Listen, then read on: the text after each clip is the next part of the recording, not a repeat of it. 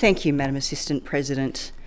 I rise today on behalf of the Nationals to speak against this bill to repeal and I will say the Kosciuszko just the once, Mr Borzak, but we'll revert to Kosciuszko, the more well-known Wild Horse Heritage Act 2018, an act that was passed by the New South Wales Parliament under the former coalition government to achieve a balance of conservation and culture and to manage humanely and transparently one of Australia's iconic living symbols, the Snowy Mountain Brumbies. The Minister for Environment herself has acknowledged these horses are embedded in our national consciousness. Books, film and artwork celebrate them. Rugby teams and pubs are named for them. Regional tourism thrives because of them. It's not just a 135-year-old poem for which they are most famed and that's inaccurately suggested to be the sole underpinning of their significance. The existing Act is not about protecting pests. It's about preserving a piece of our national identity, one that's a link to the past and a continuation of the story of families, livelihoods, identity and community. These horses have been a part of the landscape for almost 2 centuries, but it's really only the last almost 2 decades that the management of the Snowy Mountain Brumbies in Kosciuszko National Park has become such a fractious issue. It's not only about those who live, work and know the region, but for Australians across the nation and even beyond our shores. This in itself reflects the regard and legacy of these horses in the annals of our history. Despite some claims to the contrary, this isn't a matter of misplaced romanticism or nostalgia. It is one of fact, science, culture and heritage. Did you know that the Snowy Mountain Brumbies are the only animal population in the entire world formally identified as having significant heritage value? Recognised under the Borough Charter and the National Heritage Listing Criteria, the Kosciuszko Brumbies stand alone as a living treasure and a cultural attribute, a bridge between our past and the communities that have cared for them for generations. Yet these very same and acknowledged heritage horses have been decimated through aerial shooting, under the authorisation of this Labor government that promised they wouldn't due to the recognition of their cultural importance and which we heard here again tonight. And now this same government seeks to repeal this recognition, not because of new evidence, not because of environmental catastrophe, but because of ideology and misleading information. In 2001, National Parks and Wildlife Service commissioned their own research undertaken by ecologists from the University of Canberra, and they estimated approximately 3,000 to 3,500 horses in the entire Kosciuszko National Park. With other known horse habitat areas not included in that aerial survey, the real number was probably closer to 4,000 to 4,500. Those numbers are comparable to today.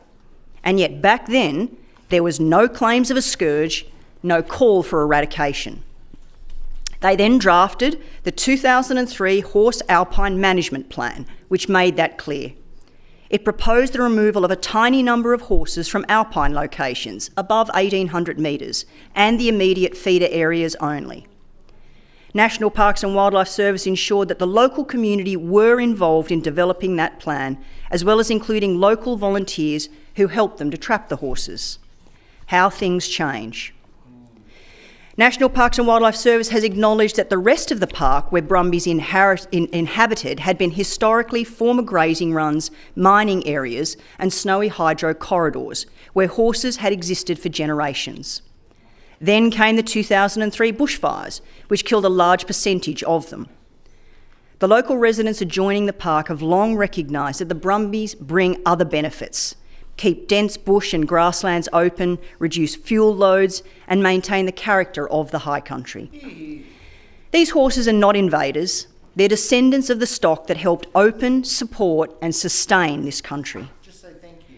As documented in government-commissioned and independent studies, the Brumbies are intrinsic to communities' sense of well-being, and their removal would result in a strong sense of loss. As yet another indication, an online petition supporting the Brumbies drew over 210,000 signatures, compared with 11,000 signatures for repeal. This overwhelming public sentiment cannot be dismissed. Reports from the Independent Technical Reference Group and the Scientific Advisory Panel had advised and recommended that management must be based on localised environmental impacts and that removal should not be based on flawed numbers. Between 2019 and 2024, official National Parks and Wildlife Service counts fluctuated wildly, from around 12,000 to 25,000. An independent biostatistician expert gave detailed evidence exposing fundamental flaws in the population survey methodology.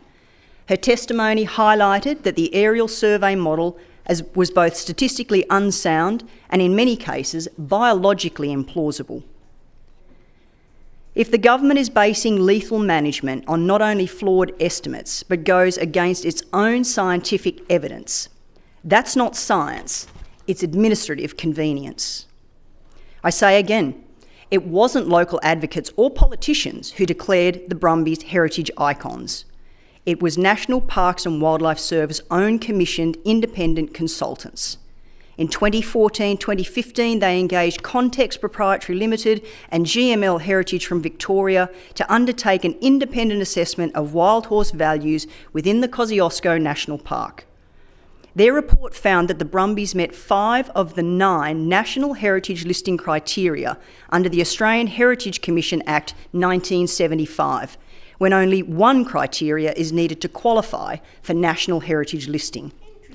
It concluded that the wild horses of Kosciuszko National Park are a living link to Australia's pioneering, pastoral and military history and are valued by the community for their association with the Snowy Mountain stockmen and the legends of the high country. The New South Wales Heritage Commissioner described them as the most recognised wild horses in Australia, their image inseparable from the nation's identity. No other animal species in the country has ever received this level of formal heritage assessment. In the confirmation of the heritage status of the Snowy Brumbies by the government's own commissioned research, there was no ambiguity. The government's own documentation confirmed that these horses are and deserve to remain formally recognised for their cultural, social and historical importance. As Dr. Jane Lennon AM, Australian Heritage Commissioner, stated in 2002, the pastoral theme as expressed in Australia's highest mountains has strong social value, demonstrated in the very active continuation of and celebration of its traditions and the respect for its physical remains, including its pastoral landscapes, wild horses and stock routes. It did indeed reference the man from Snowy River and noted that the social value of the theme is one of national importance. So did it go on to state, the most celebrated wild horses in the Australian pastoral tradition are those associated with Kosciuszko, which have to some extent become a national icon, along with their riders and musterers, as demonstrated in literature, film and the Man from Snowy River sequence, which opened the 2000 Olympic Games in Sydney. This independent statement from one of Australia's foremost heritage authorities cements what the government already knew. The Snowy Brumbies are not merely local curiosities, they are national icons, woven into the identity of this country. In backing this up from a local perspective alone, in Region Riverina online news in the Wagga Wagga electorate, on the 16th of October 2025, a poll on the members' bill to repeal the Wild Horse Heritage Act found that 79% of people opposed the idea. From a scientific perspective, the Brumbies are also the subjects of ongoing genetic and DNA research.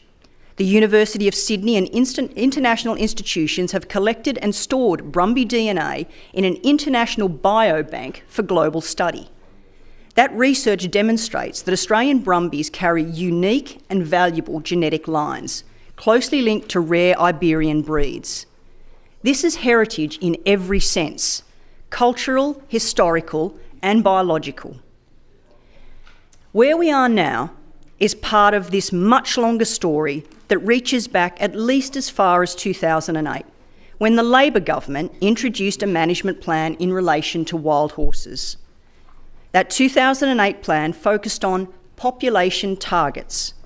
While numbers weren't specified, there was no suggestion of complete eradication, and the plan did not include aerial culling.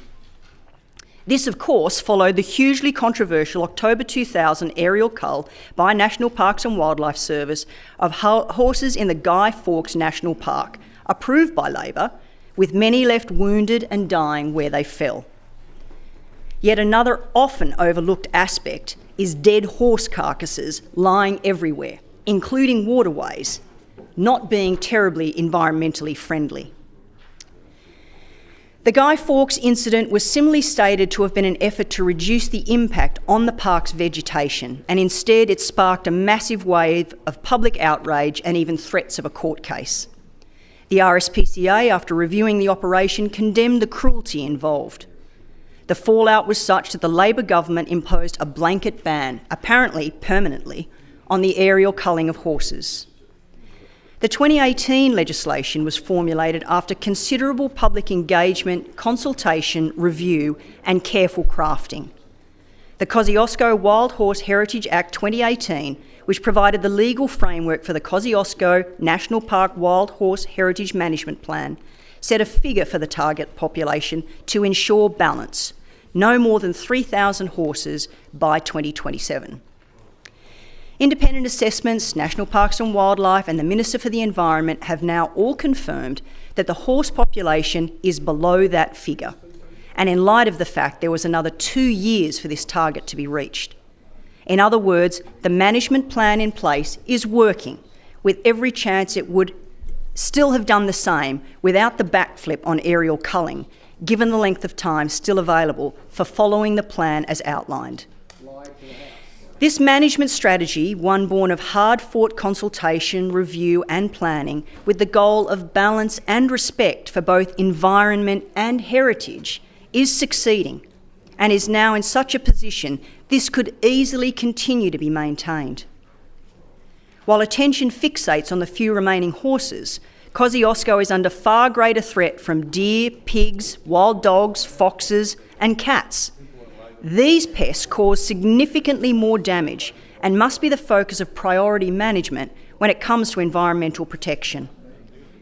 And in the face of the cruel cost of aerial culling, when it comes to actual costs, there is ample information to hand, not least thanks to the inquiry that was conducted in this place, that aerial culling is one of the most expensive methods for dealing with such a small and targeted population. So to those who dismiss the idea of heritage management, well, let's look further afield. Around the world, nations celebrate their heritage animals, the Dartmoor ponies of England, the Camargue horses of France, the Mustangs of America, no less. Yet here in Australia, our most famous horses are condemned. The only wild horses formally recognised for cultural significance anywhere in the world are now the very ones marked for destruction. The US offers an excellent template for how it can be done. The free-roaming Mustangs are recognised and managed under the Wild Free-Roaming Horses and Burros Act of 1971. The Act declares them to be living symbols of the historic and pioneer spirit of the West and places them under the care of the Bureau of Land Management and the US Forest Service. These agencies oversee herds across 10 western states, covering more than 25 million acres. They use population monitoring, adoption programs to manage sustainability and fertility control, not mass eradication. The law doesn't mean Mustangs roam uncontrolled. It means they are managed with respect and purpose, balancing ecology with heritage. If the United States can manage its wild horses with recognition of their cultural and historic value, surely here in New South Wales we can do the same. At this point, perhaps most critically, I direct attention to the fact that in budget estimates just a matter of weeks ago, the Minister for the Environment stated unequivocally, "We have no plans to eradicate all the horses." So how many will you guarantee will remain? I ask the Minister to continue to stand by that statement and preserve what there is left of this significant breed, and to do more than that, but to give some community confidence, to restore the trust that has been so badly eroded throughout this entire process of how many of those horses you intend to remain. Ultimately, the debate, Madam Assistant President, is not only about horses. It has also rapidly evolved to become one of truth, governance and public accountability. Governments can't just attempt to erase their own record, including ours, at the whim of ideological influence. So, Madam Deputy President, we Nationals are not supportive of the bill. Should it pass the second read, we will propose amendments in the committee stage in order to do all we can to try to make a bad and unfair bill better. There is the very real prospect that the remaining horses, including the famous Kiandra Greys and other rare strains identified as having significant heritage value, will be lost to us forever. Such a loss of genetically and historically significant bloodlines would represent not only an animal welfare tragedy, but the permanent destruction of a recognised heritage asset of national importance. Ultimately, this is a matter of balance. Preserve the horses, protect the environment.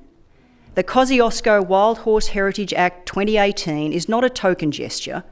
It is a balanced and responsible framework that recognises both our natural and cultural heritage, and it is working. It has the opportunity and deserves the opportunity to continue working. We need real leadership to maintain that balance.